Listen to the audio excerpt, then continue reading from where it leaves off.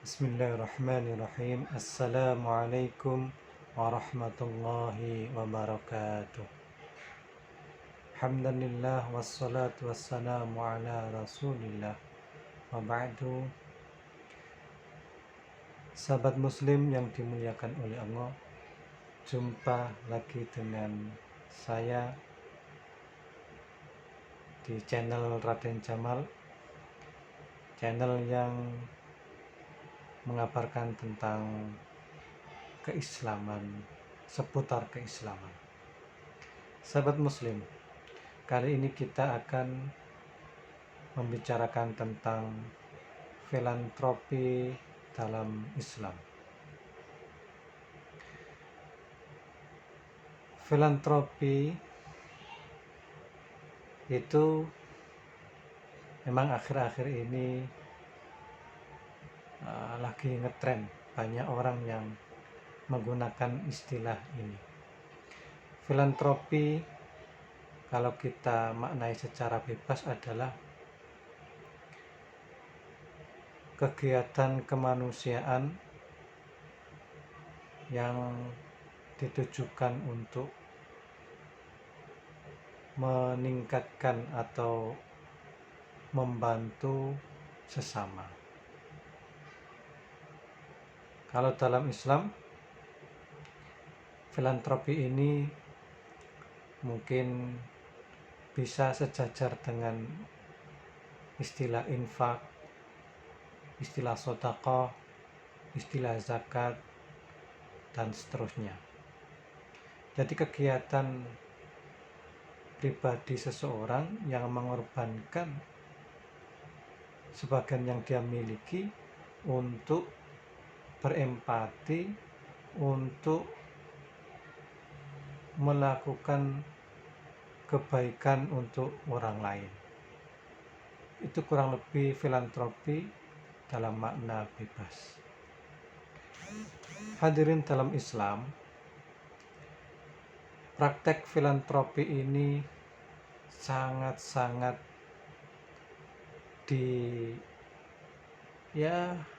mendapat perhatian yang luar biasa dari Rasulullah SAW.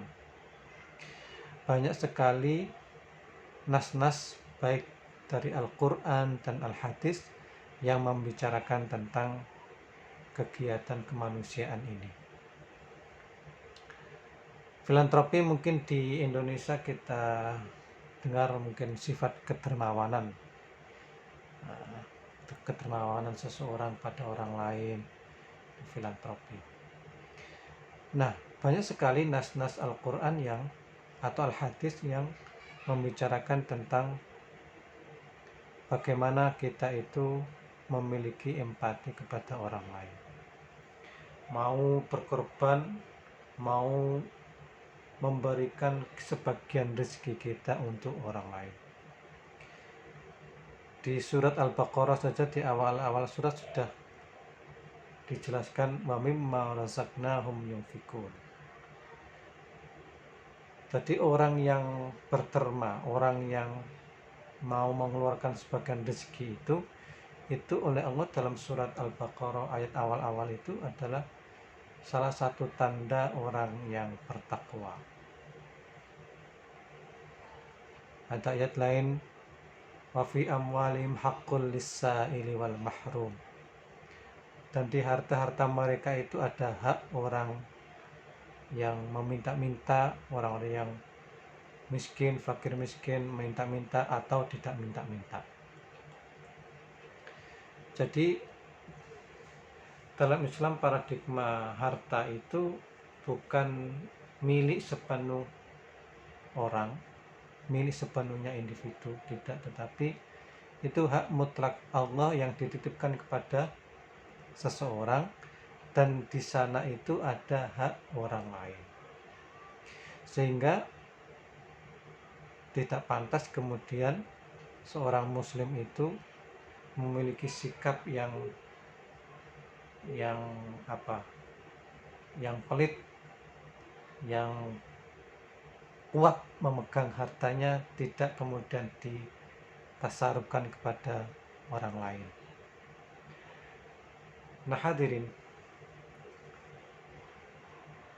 Rasulullah Shallallahu Alaihi Wasallam dalam hadisnya juga memuji orang yang mempunyai kepekaan sosial, orang yang mempunyai empati, mempunyai kepedulian kepada fakir miskin atau anak-anak yatim. Itu Rasulullah sangat menaruh perhatian yang besar. Bahkan dalam hadisnya Rasulullah menjanjikan mereka orang yang mempunyai sikap filantropi, sikap kedermawanan, sikap kepedulian terhadap anak yatim, fakir miskin, itu nanti di surga akan ditempatkan selevel dengan Rasulullah. Ana wa kafilul yatim fil jannati hakadha. Rasulullah menerangkan bahwa orang yang meramut, orang yang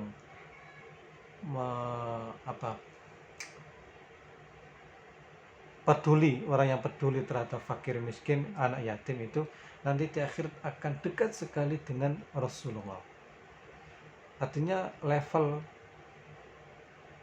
surga nanti bagi mereka yang mempunyai kepedulian tinggi, mempunyai jiwa sosial yang tinggi, itu nanti di akhirat akan berkedudukan sangat tinggi, yaitu sekelas dengan Rasulullah.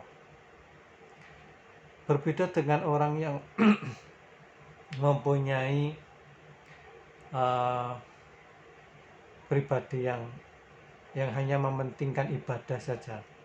Dalam Islam disebut abid, orang yang hanya khusyuk dalam beribadah, orang yang umroh berkali-kali, orang yang haji dan mabrur, maka di sana disebut hanya tempatnya nanti di surga.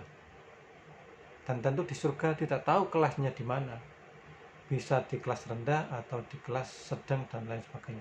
Tetapi mereka yang mempunyai kepedulian sosial yang tinggi, itu oleh Rasulullah dijamin tidak hanya di surga, tetapi kelasnya setingkat dengan kelas Rasulullah. Nah, jadi sekali lagi, filantropi dalam Islam itu mempunyai kedudukan yang sangat tinggi. Bahkan Rasulullah dalam prakteknya sehari-hari itu luar biasa. Kadang Rasulullah lebih mementingkan kepedulian sosial daripada ibadah mahdhah. Suatu ketika Rasulullah itu sholat berjamaah. Tidak seperti biasa, Rasulullah itu kali ini sholat jamaahnya lebih ringkas, lebih ringan, lebih cepat.